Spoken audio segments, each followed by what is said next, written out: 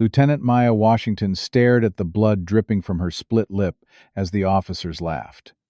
20 years serving her country only to be handcuffed in her own hometown. The station door burst open. FBI. Everyone freeze. Her nightmare was just beginning. Before we dive into this shocking story of injustice and redemption, drop a comment letting me know where you're watching from. Hit that like button and subscribe if you believe no one should face discrimination after serving their country. Now let's uncover how a decorated veteran's homecoming turned into a fight for justice that would change an entire police department forever. The morning sun cast long shadows across the streets of Westridge, Georgia, as Lieutenant Maya Washington drove her rental car through the neighborhood she barely recognized anymore.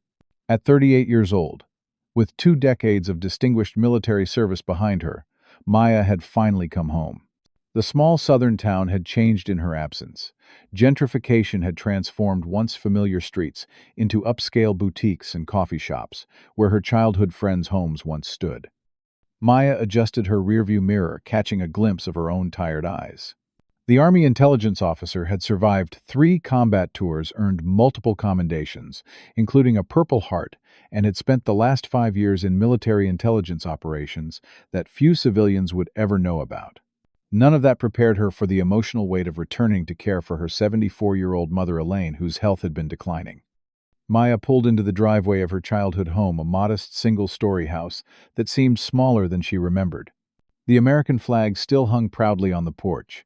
Her mother had never taken it down during Maya's entire service. Inside, Maya spent the morning helping her mother with physical therapy exercises the doctors had prescribed. "We need to get some groceries," Mama Maya said, grabbing her keys. "You rest and I'll be back in 30 minutes. As Maya drove toward the supermarket, she noticed a police cruiser in her rearview mirror. It had been following her for several blocks, staying just far enough back to seem coincidental. When the blue lights flashed, Maya sighed and pulled over instinctively, reaching for her military ID along with her driver's license. Officer Bradley Cooper approached her window-mirrored sunglasses, hiding his eyes, his hand resting casually on his holstered weapon. His nameplate caught the sunlight as he leaned down. "License and registration," he demanded without greeting. Maya noticed a second younger officer hanging back by the patrol car. His nameplate read Miller, and his nervous posture suggested he might be new to the force. "May I ask why I'm being pulled over?" Officer Maya asked calmly, handing over her documents. Cooper glanced at her military ID, his lip curling slightly. "Broken taillight. Step out of the vehicle, please." Maya knew her rental car was in perfect condition. "Sir, I just rented this car yesterday. I'm certain all the lights are functional." Cooper's face hardened. "Are you refusing to comply with an officer's orders?" His tone shifted, becoming hostile. "Because that's how people like you get in trouble." The phrase, "people like you," hung in the air between them. Maya recognized the implication immediately, but maintained her composure. "I'm not refusing anything, Officer Cooper. I'm simply stating that there must be some mistake." As Maya carefully opened her door, she reached for her phone. "I'm calling my friend Tasha Jenkins. She's an attorney here in town." Cooper's reaction was immediate and violent. He slapped the phone from her hand, grabbed her wrist, and yanked her from the vehicle. Resisting arrest and reaching for a potential weapon, he barked, slamming Maya against the car. Memories of military training flashed through Maya's mind. She could easily break his hold, but that would only escalate the situation. As Cooper roughly handcuffed her, Maya caught sight of Officer Miller's uncomfortable expression. The younger officer seemed disturbed by his partner's behavior but remained silent. Neighbors began emerging from their homes, some recording the scene with their phones. Maya recognized Mrs. Patterson from across the street, her former Sunday school teacher, watching with a hand over her mouth. 20 years I served this country," Maya said loudly enough for the gathering crowd to hear. "This is how you treat a veteran." Cooper leaned close to her ear, his voice a venomous whisper. "Your uniform don't make you special around here. Should have stayed wherever they had you stationed." As they forced her into the back of the patrol car, Maya caught a glimpse of her military service photo falling from her wallet onto the street, her in full-dress uniform medals displayed across her chest. Officer Miller glanced at it, then quickly looked away as Cooper's boot deliberately stepped on the photo, grinding it into the asphalt. The fluorescent lights of Westridge Police Station buzzed overhead as Officer Cooper roughly guided Maya through the metal detector, deliberately tightening her handcuffs when she winced in pain. The booking area smelled of industrial cleaner and stale coffee, a stark contrast to the military facilities Maya had grown accustomed to over her career. Behind the high counter stood Desk Sergeant Frank Porter, a heavy-set man with thinning gray hair and permanent frown lines etched into his face. "Got a troublemaker here," Frank Cooper announced, shoving Maya forward. Porter barely looked up from his computer screen, his eyes only flicking briefly to Maya's face before returning to his monitor. "Name," he asked flatly. "Lieutenant Maya Washington, United States Army," she answered, with the crisp precision of a military officer. Porter snorted. "Not in here, you're not. In here, you're just another perp." His fingers moved sluggishly across the keyboard. "Any prior arrests?" Maya stood straight despite the handcuffs. "None. I've been serving my country for 20 years. This time Porter did look up, his eyes narrowing. "Well, thank you for your service," he said, his tone making the words an insult rather than gratitude. The dismissive chuckle from Cooper made it clear this was a familiar routine between them. A door opened at the far end of the booking area, and a tall man in an immaculate uniform strode toward them. The gold badge on his chest identified him as Police Chief Warren Brooks, his silver hair and commanding presence drawing immediate attention. "What's the situation here, Cooper?" he asked, his eyes coldly assessing Maya. Cooper straightened his posture. "Resisting arrest, assaulting an officer, and I found this in her car," he added, producing a small plastic bag containing what appeared to be drugs from his pocket. Maya's eyes widened. "That is not mine. He's planting evidence." Chief Brooks studied Maya for a long moment before responding. "That's a serious accusation against one of my best officers. Got any proof?" The chief stepped closer, invading her personal space. "Because from where I'm standing, you're just another troublemaker trying to use your military background as a get-out-of-jail-free card." Maya recognized the intimidation tactic, but refused to back down. "Sir, I've never used drugs in my life. The military performs regular screenings. You can check my record." Brooks smiled without warmth. "Oh, we will." In the meantime, Cooper processed her and put her in holding. As Cooper led her away, Maya noticed the security camera in the corner of the room. Its red recording light was off.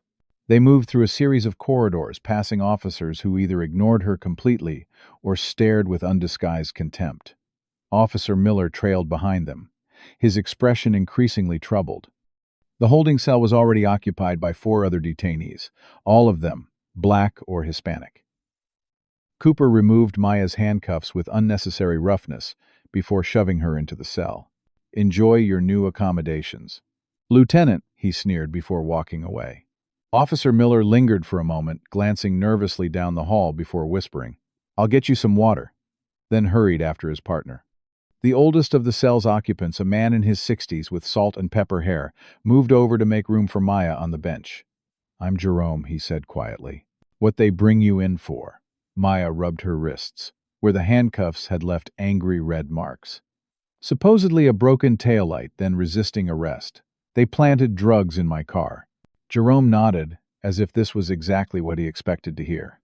"Welcome to Westridge Justice. Been this way long as I can remember." A younger man from the corner of the cell looked up. "Wait, are you Maya Washington?" The one who got that medal for the hostage rescue in Syria. Maya was surprised to be recognized. "That was me, yes." The young man, who introduced himself as Jamal, explained that he'd seen her featured in a news story about distinguished black military officers. "Man, they got the wrong person to mess with today," he said with a hint of satisfaction. Over the next 20 minutes, Maya listened as her cellmates shared similar stories of harassment, false charges, and mistreatment at the hands of the Westridge Police Department. They described a pattern of racial profiling, evidence planting, and excessive force that had terrorized minority communities for years. "Chief Brooks took over 4 years ago," Jerome explained. "Things were bad before, but he made it systematic. They got quotas to fill, and guess who they fill them with?" Officer Miller returned with a paper cup of water, quickly passing it through the bars when no other officers were looking. "Thank you," Maya said, studying the young officer's face. He nodded almost imperceptibly before walking away. Through the bars, Maya could see into parts of the station. She noticed officers turning off cameras before entering certain rooms, exchanging knowing looks and handling evidence with casual disregard for procedure. In an office with glass walls, she spotted Chief Brooks and Officer Cooper in what appeared to be a heated discussion. Though she couldn't hear their words, their body language told a story of disagreement. Eventually, Brooks pointed firmly at Maya, then nodded as if coming to a decision. Cooper smiled, the expression sending a chill down Maya's spine. As he exited the office, Maya heard him clearly. "Don't worry, Chief. We'll teach the lieutenant here what happens when you don't respect the real authority in Westridge." 3 months earlier, in a nondescript federal building in Atlanta, FBI Special Agent Darius Reynolds pinned another report to the evidence board that dominated his office wall. "That makes 17 complaints against the Westridge PD in the last quarter alone," he told his team, stepping back to survey the growing collection of documents, photographs, and connection lines that represented almost 2 years of PD investigation. The wall told a disturbing story of systematic corruption, racial profiling, and civil rights violations that had flourished under Police Chief Warren Brooks.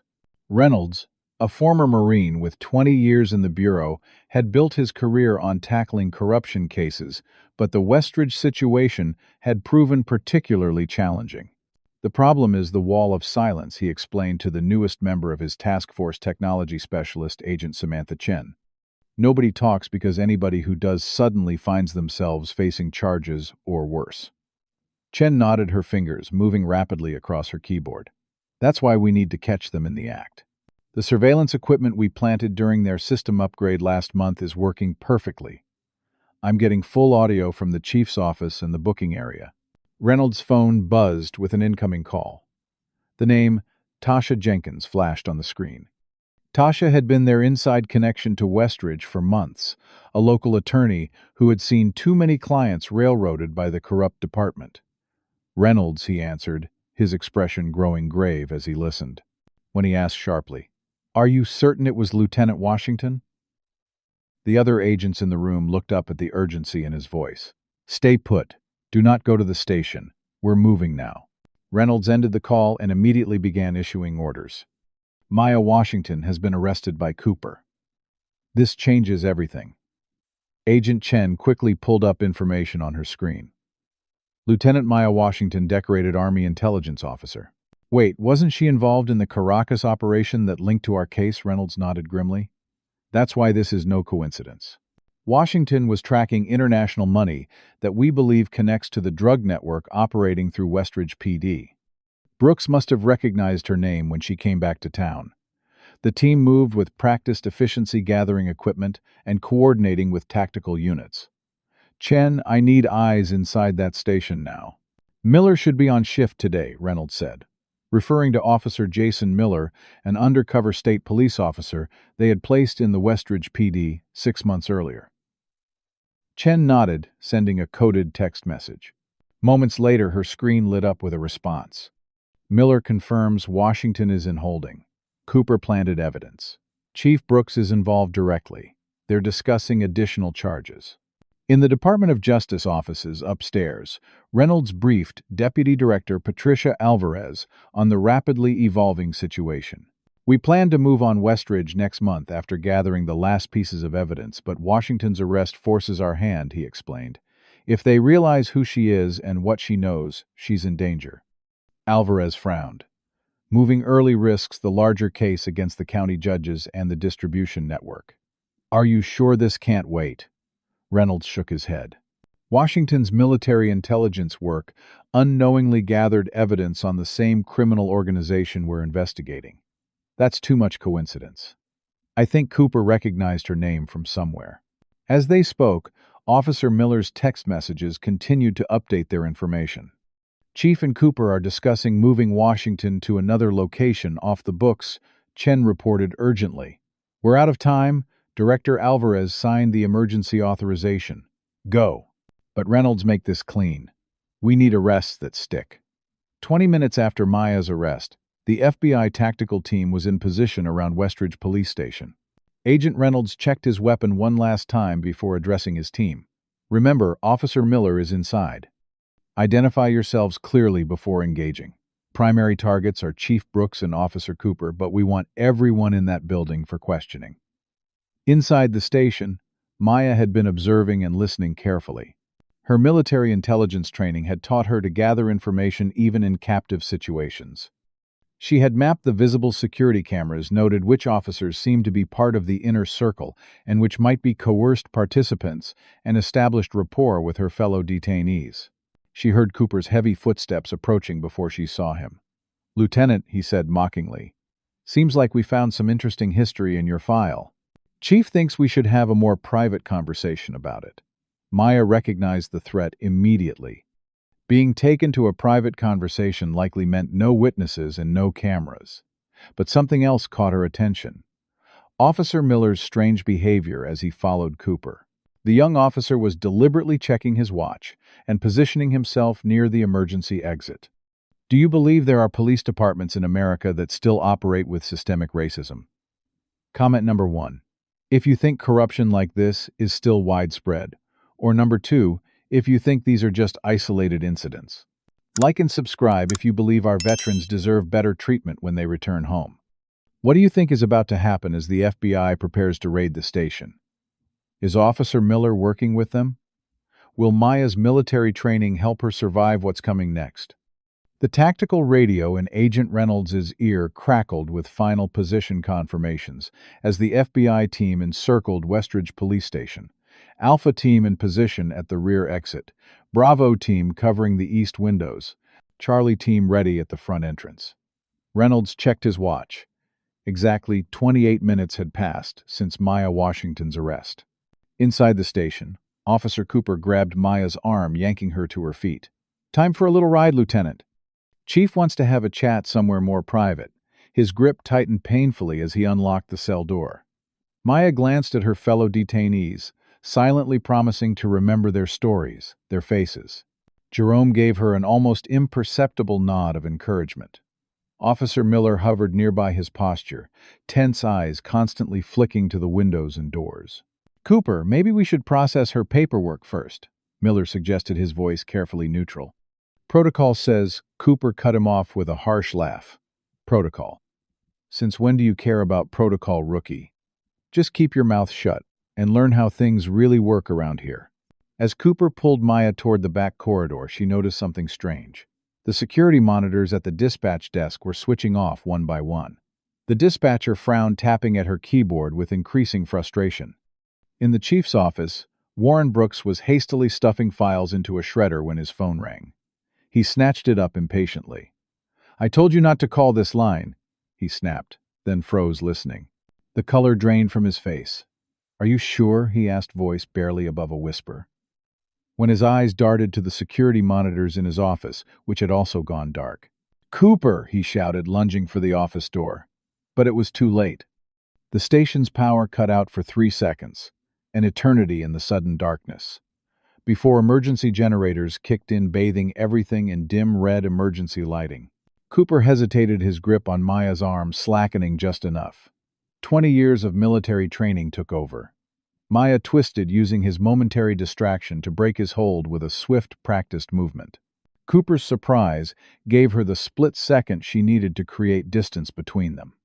U-bit Cooper's curse was cut short by the synchronized breach of all station entrances at once. The front doors burst open with a controlled explosion that was more sound than destructive force, designed to disorient rather than damage. "FBI. Everyone freeze hands where we can see them." Agent Reynolds led the front team tactical gear and FBI windbreakers, creating an intimidating wall of federal authority. Similar shouts echoed from the back entrance as Bravo team entered. Officer Miller immediately raised his hands, then smoothly produced a badge from his pocket. "Jason Miller, State Police, undercover." He quickly moved to Maya's side, positioning himself between her and Cooper. Cooper's hand had instinctively moved toward his service weapon, but he froze at the sight of multiple FBI agents with weapons trained on him. His face contorted with rage and disbelief. "This is a local police matter," he sputtered. "You have no jurisdiction here." Chief Brooks emerged from his office, attempting to project calm authority despite the chaos. "I demand to know the meaning of this intrusion," he called out, straightening his uniform. "This is a sovereign police department," and Agent Reynolds cut him off by presenting a federal warrant. "Chief Warren Brooks, You are under investigation for civil rights violations, evidence tampering, extortion, and conspiracy to distribute controlled substances. Please place your hands behind your back." The station erupted into confused movement. Some officers immediately complied with FBI orders, raising their hands and kneeling on the ground. Others protested, claiming jurisdictional violations and demanding to call their union representatives. Agent Chen moved directly to the station's server room, securing digital evidence. Maya stood in the center of it all, still processing the sudden shift from prisoner to witness. Cooper, seeing his world collapsing around him, made a desperate move. He lunged toward the evidence room, clearly intending to destroy something incriminating. "Stop him," Reynolds shouted. But Cooper had a head start. Agent Chen appeared from a side corridor directly in Cooper's path. Without hesitation, she executed a perfect takedown, driving the much larger officer to the ground with practiced efficiency. "Bradley Cooper, you are under arrest," she said, securing his wrists with zip ties as he struggled and cursed. Maya felt a hand on her shoulder and turned to find Agent Reynolds. "Lieutenant Washington," he said, producing a key to remove her handcuffs. "I apologize for not getting here sooner. Are you injured?" Maya rubbed her wrists, assessing the minor cuts and bruises from her rough handling. "I'll live," she said. "But I want to know what's happening." "This wasn't just about a traffic stop, was it?" Reynolds' expression confirmed her suspicion. "No, it wasn't. Your arrest was targeted, though not for the reason you might think." He guided her toward a quieter corner of the station as FBI agents continued securing the scene. 2 years ago, your intelligence work in Venezuela uncovered a money trail that led back to the United States. What you didn't know was that the trail led here to Westridge." Maya's mind raced, connecting dots from classified operations to this small-town police department. The Caracas operation. "That connected here," Reynolds nodded grimly. "Chief Brooks recognized your name from a watch list provided by their contacts. Your return to Westridge triggered their panic response." The front doors opened again, and Maya was shocked to see her friend Tasha Jenkins entering alongside a group of community members, including Maya's mother Elaine in her wheelchair. Elaine called out, her face a mixture of worry and relief. Officer Miller approached, now openly displaying his state police credentials. "I've been undercover here for 6 months, he explained. "When I saw them bring you in, I knew they'd made a terrible mistake targeting someone with your connections." From the evidence room came shouts as FBI agents discovered the extent of the corruption. "Chief, we've got hundreds of evidence bags that don't match their logs," one agent called out. "Looks like systematic tampering going back years." Cooper, still restrained and sitting against a wall, glared at Maya with undisguised hatred. "You have no idea what you've done," he spat. "This goes higher than you know. People will make calls, and by tomorrow you'll be the one facing charges." Agent Reynolds smiled coldly at Cooper's threat. "Actually, Officer Cooper, those calls won't be coming. The judges and officials you're counting on were arrested simultaneously with this operation. This has been in motion for a long time." As if to confirm his words, the station's television switched to breaking news coverage, showing FBI raids at the county courthouse and several other locations across the region. The headline scrolled across the bottom of the screen: "FBI raids, multiple locations in corruption investigation." The next hour unfolded in controlled chaos as FBI agents methodically processed the station, securing personnel and evidence with practiced precision. Maya sat in what had been Chief Brooks's office, now a temporary command center for the FBI operation. Her mother Elaine had been brought in, fussing over Maya's split lip and bruised wrists, despite Maya's assurances that she was fine. 20 years in the military, Mama. I've had worse in training exercises," Maya said gently. But Elaine wasn't having it. "That's not the point, and you know it," she replied firmly. "They did this in your hometown, wearing badges that are supposed to protect you." Agent Reynolds entered with a tablet computer, accompanied by Agent Chen and the now revealed Officer Miller. "Lieutenant Washington, we need to debrief you," Reynolds said, his tone professional but sympathetic. "There are connections here you're not aware of, and your military background is actually central to this case." Maya straightened in her chair, military bearing taking over automatically. "I assumed this was about racial profiling and corruption." "You're saying there's more?" Reynolds nodded grimly. "Much more. Your intelligence work, tracking financial transactions between Venezuelan officials and American businesses, uncovered part of a network we've been investigating for 3 years. He turned to Officer Miller. Tell her what you found during your undercover work. Miller, looking much more confident now that his true identity was revealed, pulled up files on the tablet. Westridge PD isn't just corrupt in the usual ways, excessive force, racial profiling, planting evidence. They're an active node in a drug trafficking network that spans 3 states. Chief Brooks used his position to ensure safe passage for shipments, had his officers plant drugs on innocent people to meet quotas and distract from their real operations, and maintained connections with corrupt judges who would dismiss cases against their associates while maximizing sentences for their victims. Maya absorbed this information, connecting it to classified operations she'd been part of.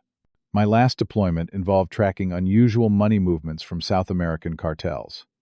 Some of that money seemed to vanish into small-town America, but I never imagined. Agent Chen picked up the explanation.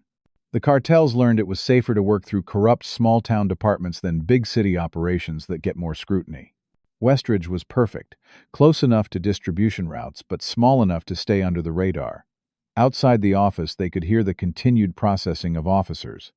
Some were being released after preliminary questioning, clearly not involved in the core corruption. Others, including Cooper, were being transported to federal holding facilities. The station's front area had become a hub of activity as news crews gathered outside and community members arrived, many sharing stories of abuse they'd suffered at the hands of the department. Reynolds' phone buzzed with a message. "We've got the first batch of computer files decrypted," he said, scanning the screen. "Lieutenant Washington, it appears they've been monitoring your movements since you arrived in town. Your military record flagged their system. They knew exactly who you were." Maya's jaw tightened. So the traffic stop wasn't random harassment. It was targeted. Precisely, Reynolds confirmed. But they made a critical mistake. They thought you might be here as part of our investigation. They didn't realize you were simply visiting your mother. A commotion outside drew their attention. Through the office window, Maya saw Cooper being led toward a transport vehicle. He was talking rapidly, his usual arrogance replaced by desperate bargaining. "He's trying to cut a deal," Agent Chen observed, "offering to give up Chief Brooks for immunity." Reynolds shook his head. "Too late for that. We've got them both dead to rights." Maya's mother, Elaine, watched the scene with quiet satisfaction. "I've lived in this town my whole life," she said softly. "Watched them harass our neighbors, our friends, our children. Never thought I'd see this day." A soft knock at the door interrupted them. Tasha Jenkins entered, embracing Maya tightly. "When you called during the traffic stop, I contacted Agent Reynolds immediately," she explained. "I've been working with the FBI for 14 months documenting cases of abuse and building connections to the broader investigation." The revelation stunned Maya. "You never said anything." Tasha smiled sadly. "Couldn't. Too dangerous. But I always hoped you'd come home eventually. Your expertise could help bring this whole network down." Another FBI agent entered with a laptop. "Agent Reynolds, you need to see this.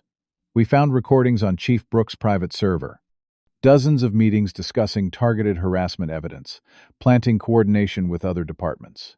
Reynolds examined the screen, his expression hardening. "Get this to digital forensics immediately." He turned to Maya. "Lieutenant, your military intelligence background would be invaluable in processing this information. Would you be willing to assist us officially?" Maya looked at her mother, who nodded encouragement. "I was planning to retire from active duty," Maya said.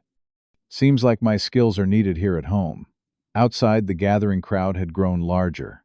Community members who had suffered under Brooks' department stood alongside local activists and newly arrived civil rights organization representatives. As word spread about the FBI raid, people Maya had grown up with came to witness what many had thought impossible: accountability for the Westridge Police Department. Through the office windows, Maya could see Jamal and the other former detainees being processed for release, their false charges being documented as part of the broader case against the department. Officer Miller approached with new information. "Lieutenant Washington, there's something else you should know. The officers specifically targeted veterans from minority communities. We found a literal blacklist in their files. Your name was recently added to it." Maya felt a cold anger at this revelation. "Why veterans specifically?" Reynolds answered.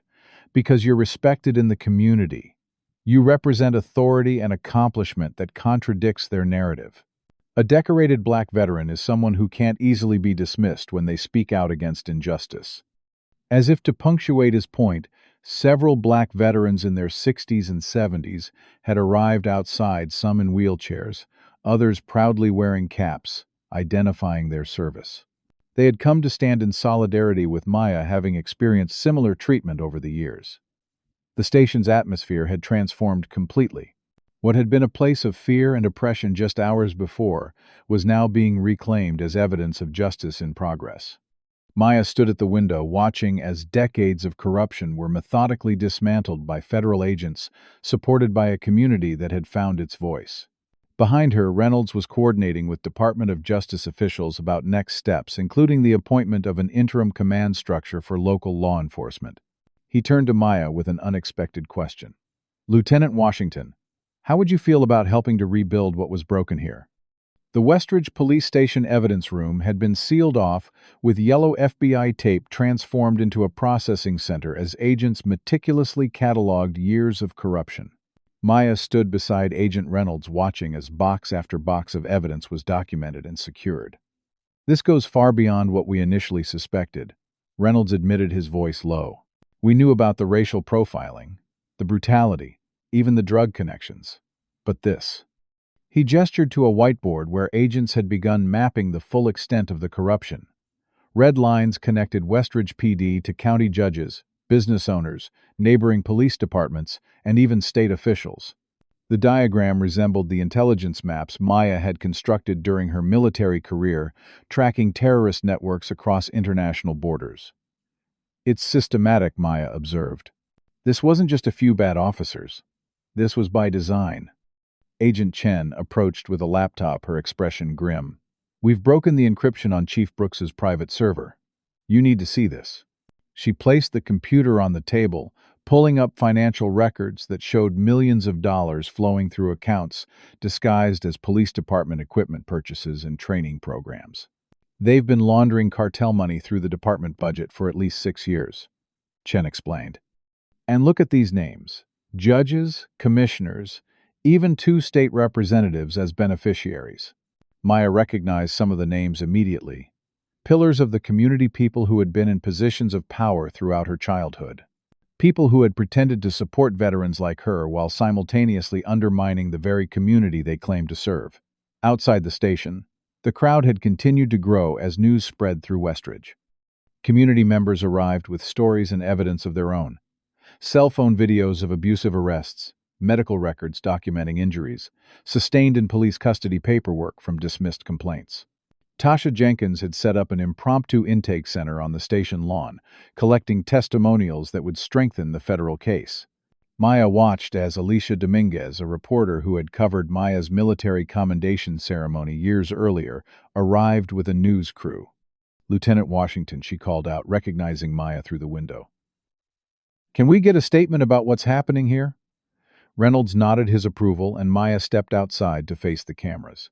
The bright lights momentarily blinded her, but she stood tall, her military bearing, automatic after decades of service. "What we're witnessing today is the beginning of accountability," she stated clearly. "For years, this department has operated as a criminal enterprise rather than a public service. The evidence being uncovered suggests connections to broader corruption that has victimized this community for generations." As Maya spoke, more vehicles arrived. The State Attorney General's office had sent representatives to coordinate with the federal investigation. The scale of the operation was expanding by the hour, as new connections emerged from the seized evidence. Back inside, Agent Chen called Maya and Reynolds to the computer forensic station. "We've recovered deleted communications between Chief Brooks and members of several white supremacist organizations," she reported, displaying messages that made Maya's blood run cold. The exchanges revealed not just casual racism, but coordinated efforts to intimidate minority residents, particularly those who showed signs of economic success or community leadership. They specifically targeted veterans, Miller added, pointing to a list that included Maya's name alongside other minority service members who had returned to the area. Brooks saw successful minority veterans as threats to the narrative they were pushing in this town. The evidence room door opened as another agent entered with a flash drive. "This just came in from Officer Miller's undercover recording," she announced. "You're going to want to hear this." The audio recording played clearly through the computer speakers. Officer Cooper and Chief Brooks discussing how to handle problem residents who couldn't be intimidated through normal channels. Their voices were casual, as if discussing nothing more significant than a lunch order. "If citations don't work, find something in their car," Brooks could be heard saying. "Everybody's got something to hide. If they don't make sure they do next time, you pull them over." Cooper's laugh was chilling. "Works every time. Plant a little something, suddenly they're facing years instead of arguing about a traffic ticket." Maya felt a surge of anger listening to the calculated cruelty in their voices, thinking of all the lives that had been derailed by their corruption. How many people were sitting in prison right now based on evidence planted by Cooper or his colleagues? As if reading her thoughts, Reynolds said, "We've already begun reviewing every arrest made by the officers implicated in this investigation. The U.S. Attorney's Office is preparing to vacate dozens, possibly hundreds of convictions." A commotion from the front of the station drew their attention.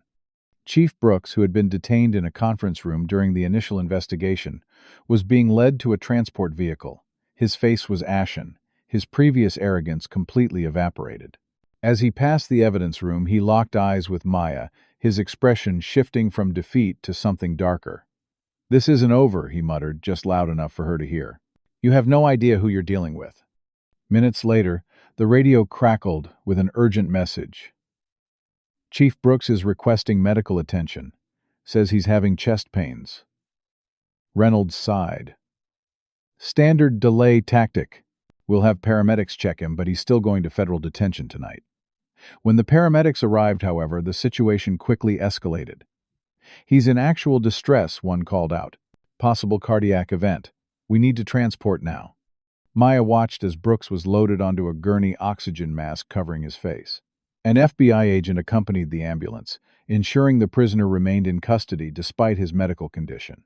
Suicide attempt or genuine heart attack, Chen wondered aloud. Either way, he'll be under guard at the hospital. Maya turned back to the evidence wall, studying the connections between Westridge PD and other power centers in the region. "Reynolds," she said slowly, "if this department was a node in a larger network, what happens to that network now that we've exposed this piece of it?" Reynolds nodded grimly. "That's exactly what worries me. We've cut off one head of the Hydra, but the others will react. Some will go to ground, others might try to destroy evidence. And some might decide that silencing witnesses is their best option." The implication was clear. The danger was far from over. As night fell over Westridge, the FBI operation transitioned from the initial raid to a sustained investigation. Additional agents arrived to process evidence and secure the perimeter. The crowd outside had thinned somewhat, though many community members remained, some holding candles, in what had spontaneously evolved into a vigil for justice. Do you believe that law enforcement agencies should have more oversight to prevent corruption like this? Comment number 1 if you think police departments need more accountability. Or number 2 if you're concerned about undermining police authority. Like and subscribe if you want to see more stories about brave individuals standing up against systemic injustice. As the investigation uncovers more connections to powerful people, do you think Maya and the FBI will be able to bring them all to justice, or will some corrupt officials escape consequences because of their positions? What would you do if you discovered corruption in your own community? The morning sun cast long shadows across the lawn of Elaine Washington's home as Maya stepped onto the porch, coffee mug in hand. 24 hours had passed since the FBI raid on Westridge Police Station, and the small town was in upheaval. Maya's phone hadn't stopped buzzing with notifications, news alerts, messages from old friends, and updates from Agent Reynolds about the expanding investigation. She scrolled through the headlines. FBI raids corrupt police department. In Georgia, veterans arrest triggers federal investigation. Police chief hospitalized after raid, remains under guard. Maya took a sip of coffee, wincing slightly as the hot liquid touched her still swollen lip. The physical evidence of Cooper's rough handling would fade, but the memory of being handcuffed in her hometown would not. The screen door creaked open behind her as her mother Elaine wheeled herself onto the porch.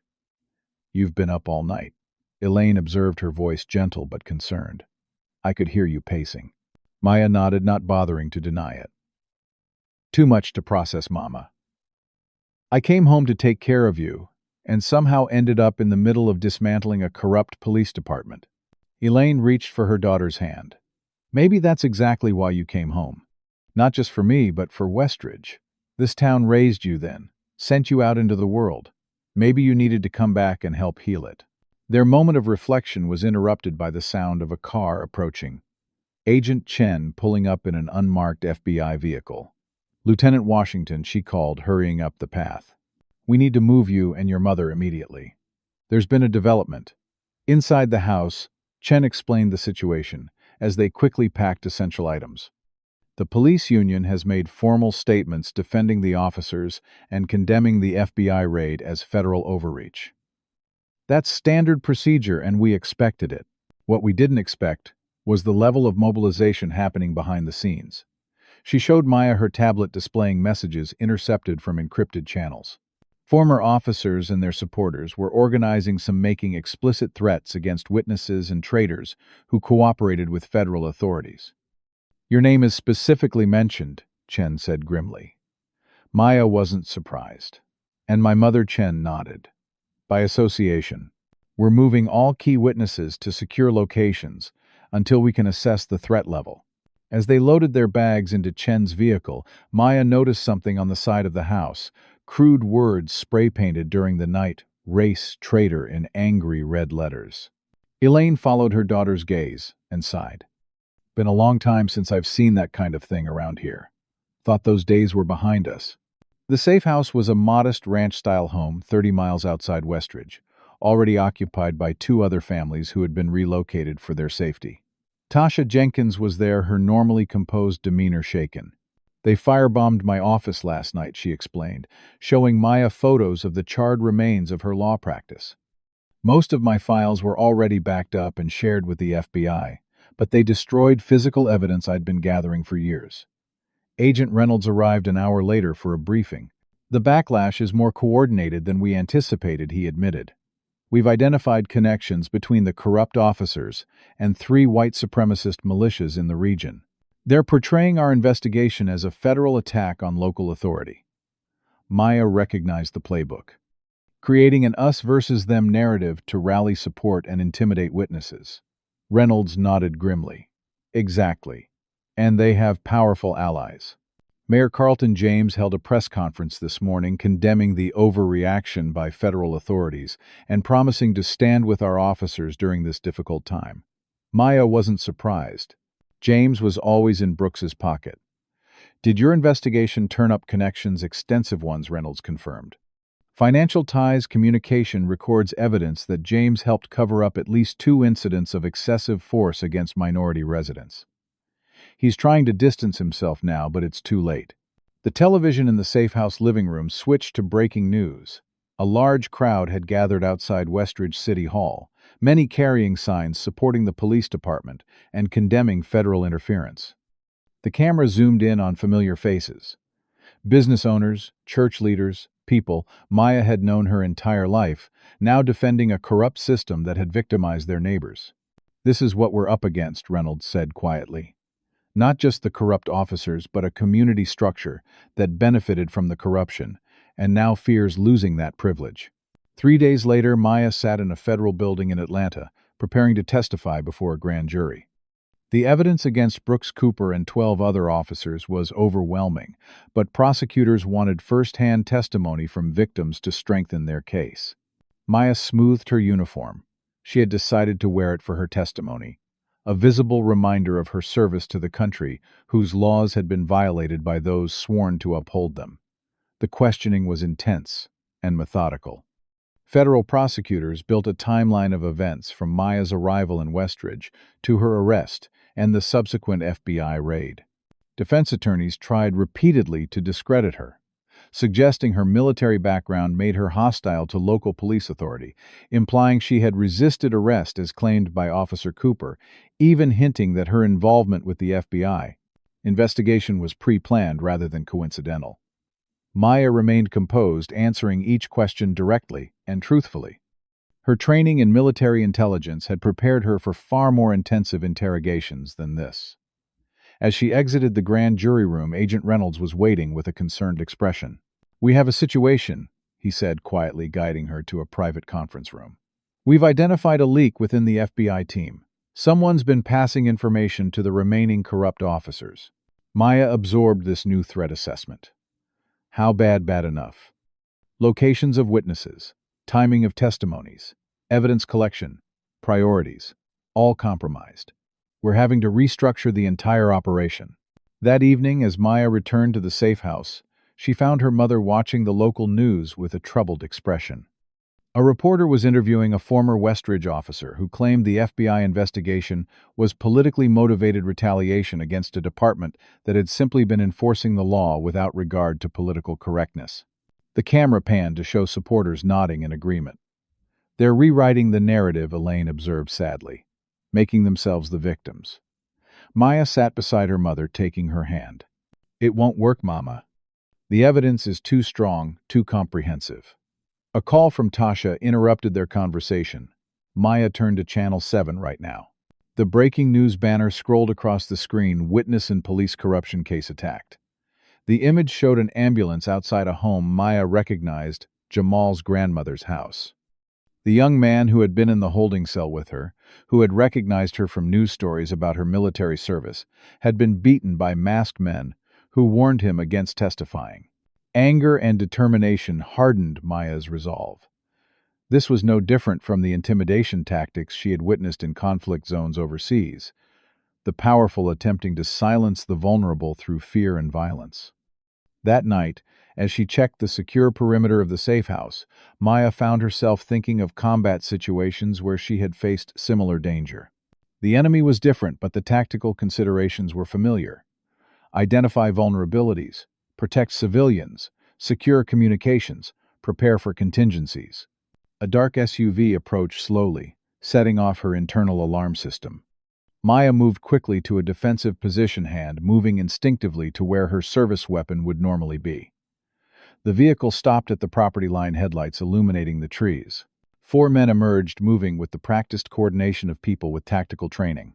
Maya triggered the silent alarm system Reynolds had installed, then moved to ensure her mother and the other witnesses were secured in the house's safe room. She heard the men discussing their approach, their voices carrying in the quiet night. "Remember, we just need Washington. The others are secondary. Chief's friends want to make an example." Maya recognized the implicit threat. This wasn't just intimidation, it was a planned abduction, or worse. She had faced tougher odds in military operations. As the men approached the house, Maya prepared to defend her position.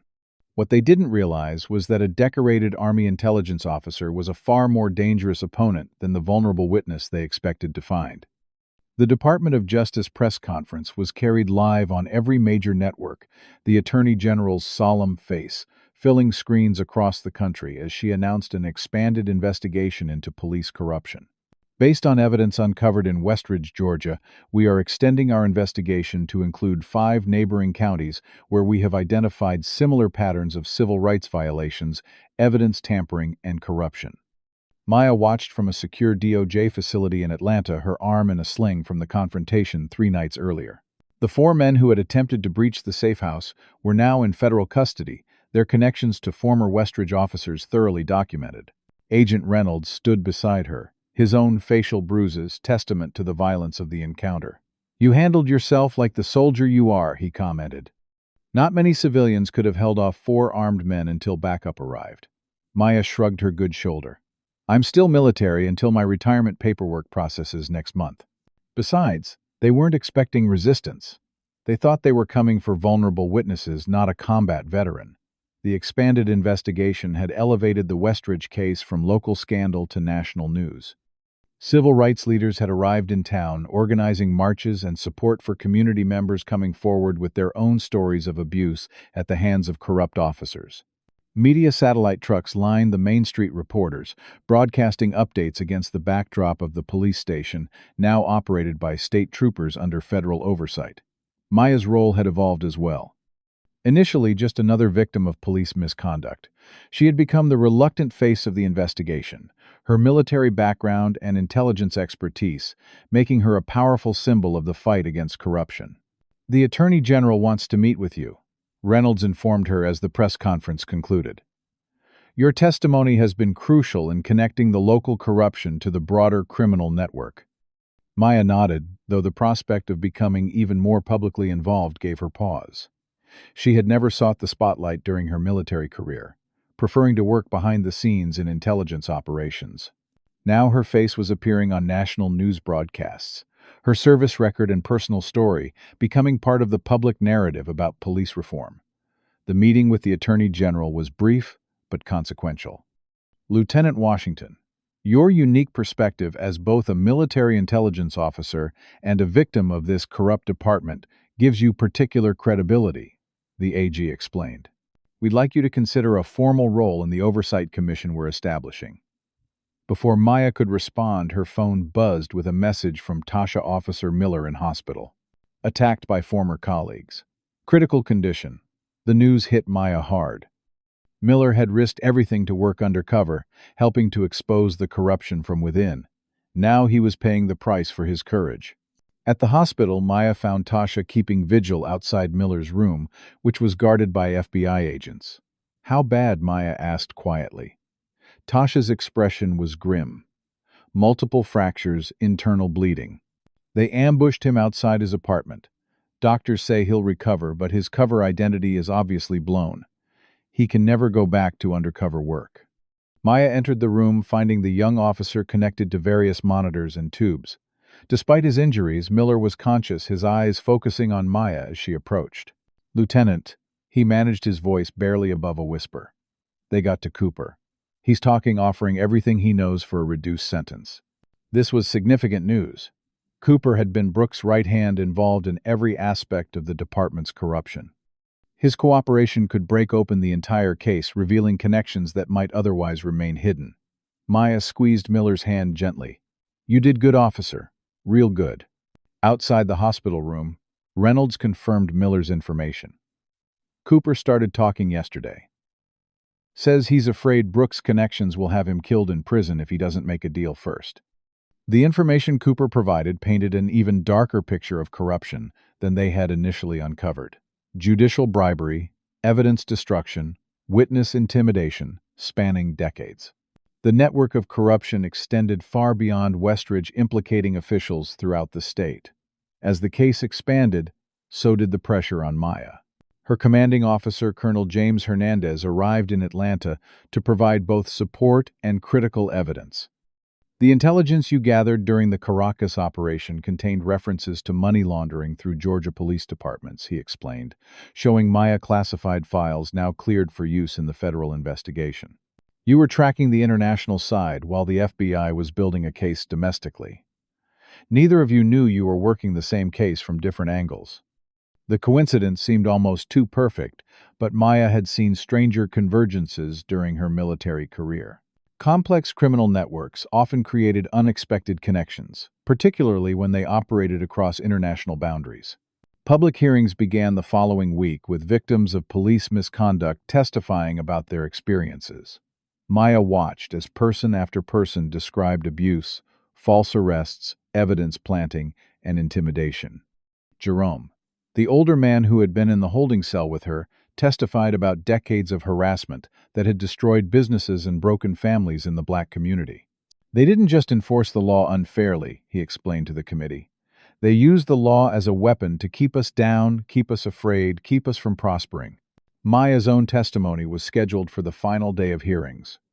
As she prepared her statement, she received an unexpected offer. A settlement proposal that would drop all pending charges against Cooper and several other officers in exchange for Maya's silence and a substantial financial payment.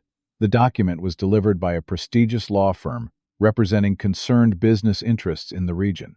Maya brought the offer directly to Reynolds and the federal prosecutors. They're getting desperate, Reynolds observed. This proves how high up the corruption goes. These concerned business interests are worried about what else might be exposed if the case continues. Maya had never been motivated by money, and she certainly wasn't going to be bought off now. Tell them I declined their generous offer, she told the federal prosecutor. I'd rather see justice than a payday. The night before her scheduled testimony, Maya visited her childhood home, now repaired and protected by federal agents after the vandalism. Her mother insisted on making her favorite meal, as she had done before every important day in Maya's life. "I'm proud of you," Elaine said as they sat together on the porch swing. "Not just for your military service, but for standing up now here at home." Maya leaned against her mother's shoulder, feeling both the weight of responsibility and the strength of purpose. "I've been thinking about something you said when this all started," she replied. "About coming home. Not just for you, but for Westridge." "I think you were right." Elaine nodded slowly. "This town raised you, gave you values, then sent you out into the world. Some parts of it tried to corrupt those values, but they didn't succeed. Now you're helping Westridge find its way back to what it should have been all along." As darkness fell over the town, Maya thought about the journey from her arrest to this moment. What had begun as a simple traffic stop had evolved into a nationwide examination of police corruption and systemic racism. Sometimes, transformation required disruption, breaking things down to build them back better. In military operations, she had helped nations rebuild governance after conflict. Now she was doing the same for her hometown, helping to create systems of accountability where corruption had flourished. Tomorrow she would tell her story to the world, not just as Lieutenant Maya Washington, decorated military officer, but as a daughter of Westridge, fighting for the community that had shaped her. The truth would be her weapon: justice, her mission, and the future of her hometown, the prize worth fighting for. 1 year after the FBI raid on Westridge Police Department, Maya Washington stood at a podium outside the renovated station building, watching as 20 new officers raised their right hands to take the oath of service. The graduating class represented a transformation, diverse in race, gender, and background. Each recruit, having passed enhanced screening and training, focused not just on law enforcement but on community service and civil rights. Protection. Today marks not an end but a beginning. Maya stated, her voice carrying across the assembled crowd of community members, media, and officials. These officers before you have committed themselves not just to enforcing laws, but to upholding justice. They understand that a badge is not a shield from accountability, but a symbol of responsibility to every person they serve. The journey to this moment had been neither quick nor easy. The federal investigation had ultimately resulted in 46 indictments across 6 counties, including 17 former Westridge officers, 3 judges, the former mayor, and numerous business leaders who had facilitated or benefited from the corruption. Chief Warren Brooks had survived his cardiac event only to face multiple federal charges. He eventually pleaded guilty to avoid trial, receiving a 20-year sentence that he would likely spend the rest of his life serving. Officer Bradley Cooper, despite his attempts to cooperate for leniency, received 18 years after the extent of his crimes became clear. Evidence planting, witness intimidation, and direct involvement in drug trafficking operations. The Westridge Police Department had been placed under federal receivership for 6 months, while a complete restructuring took place. Every aspect of the department had been rebuilt from the ground up. New policies, new training, new oversight mechanisms, and most importantly, new personnel vetted thoroughly for both competence and character. Maya's role in this transformation had evolved in ways she never anticipated. The Department of Justice had appointed her to the Oversight Committee, where her military experience in rebuilding governance systems in conflict zones proved unexpectedly relevant to reforming a corrupted police department. When the committee's work concluded, the newly established Community Review Board had unanimously requested that Maya consider a more permanent position. "The position of interim police chief is not one I sought," Maya continued in her address to the graduates. "When I returned to Westridge a year ago, I expected to quietly retire from military service and care for my mother.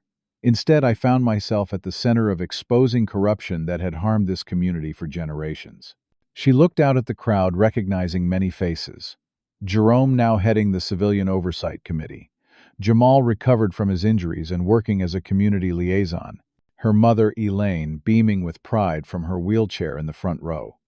But sometimes we don't choose our missions. They choose us.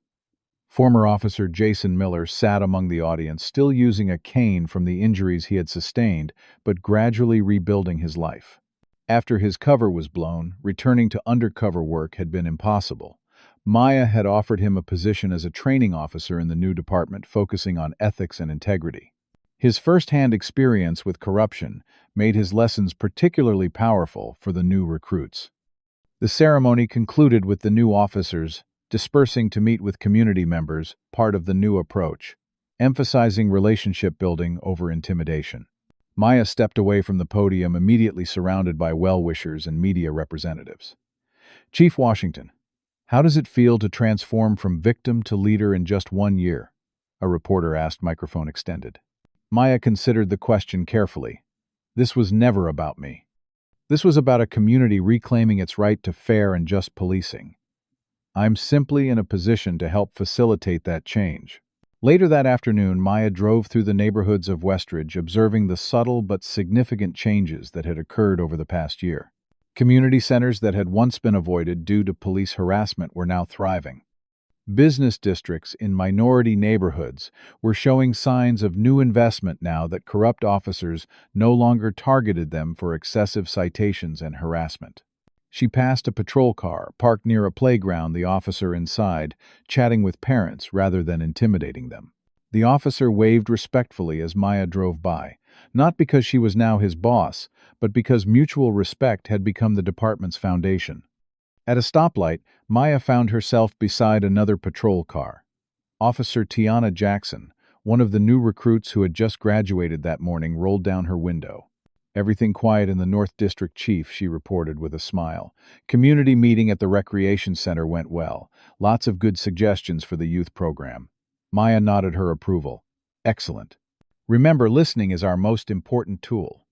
As Jackson drove away, Maya reflected on how different this interaction was from her own experience being pulled over by Cooper a year earlier. The badge remained the same, but the meaning behind it had been transformed. Maya's final stop was her childhood home, where her mother was hosting a small celebration for family and close friends who had supported them through the tumultuous year. Tasha Jenkins was there, her law practice rebuilt, and now focusing on overturning wrongful convictions resulting from the former department's misconduct. Agent Reynolds had flown in for the graduation ceremony, the Westridge case having become a model for similar investigations across the country. To Maya, Elaine proposed a toast, raising her glass. Who came home to take care of her mother and ended up taking care of an entire town. Maya shook her head, embarrassed by the attention. I just did what needed doing, Mama. Same as in the military. That's exactly the point, Reynolds commented. You saw injustice and faced it head-on despite the personal risk. That's what made this case work. Your courage inspired others to come forward. As evening fell, Maya stepped onto the porch for a moment of quiet reflection. From this same spot a year ago, she had watched her community divided by corruption and fear. Now she could see the beginnings of healing. Not complete, not perfect, but real and growing stronger each day. Her military retirement had officially processed 6 months ago, but Maya had found a new mission just as meaningful as her previous service. The skills she had developed protecting her country abroad were now being used to protect justice at home. A patrol car drove slowly past the house, the officer behind the wheel nodding respectfully to Maya. Not out of fear, as would have happened under Brooks's leadership, but out of genuine respect for what she represented: accountability, integrity, and a commitment to true justice. Maya returned the gesture, recognizing the profound difference between power based on intimidation and authority based on trust. 1 year ago, she had been handcuffed in the back of a patrol car, a victim of systemic corruption. Today, she wore a different kind of badge, one that represented not just her authority as interim chief, but her responsibility to ensure that what happened to her would never happen to another citizen of Westridge. Maya Washington had come home to care for her mother, only to find herself caring for the community that had raised her. In doing so, she had transformed from victim to leader, from target to change agent. The work was far from complete. True justice was a journey, not a destination. But for the first time in generations, Westridge was moving in the right direction. What do you think about police reform in America? Has your community experienced issues with law enforcement that needed addressing? Comment below with your thoughts on how we can build police departments that truly serve and protect all of police departments. Citizens equally. If you found Maya's story of courage and transformation inspiring, please like, subscribe, and share this video with others who might need to hear that positive change is possible even in the most corrupt systems. Thank you for joining me for this powerful true story. And remember, justice requires not just exposing what's wrong, but actively building what's right. Maya Washington's journey from victim to leader teaches us that true change often begins with one person refusing to accept injustice. Her story reminds us that systemic corruption thrives in silence and depends on people feeling powerless. By standing firm in her truth, Maya inspired a community to find its voice and demand accountability. This story also highlights the importance of allies, from FBI agents who believed her to community members who shared their own experiences. Real transformation requires both exposing wrongdoing and rebuilding better systems. Maya's military background gave her unique skills to recognize corruption patterns, but her moral courage came from within. The most powerful lesson is that justice isn't just about punishing wrongdoers. It's about creating new structures that serve everyone equally. When communities unite against corruption, even the most entrenched systems can be reformed. Maya didn't set out to become a symbol or leader, but when confronted with injustice, she chose to fight not just for herself, but for everyone who had suffered in silence. What experiences have you had with law enforcement in your community? Have you witnessed instances where accountability made a difference? Comment below with your thoughts on how we can ensure police departments truly protect and serve everyone equally. If this story of courage in the face of racist injustice inspired you, please like and subscribe for more powerful true stories of transformation. Share this video with someone who needs to be reminded that positive change is possible even in the most corrupt systems. Thank you for joining me on this journey through Maya's powerful story of resilience and justice.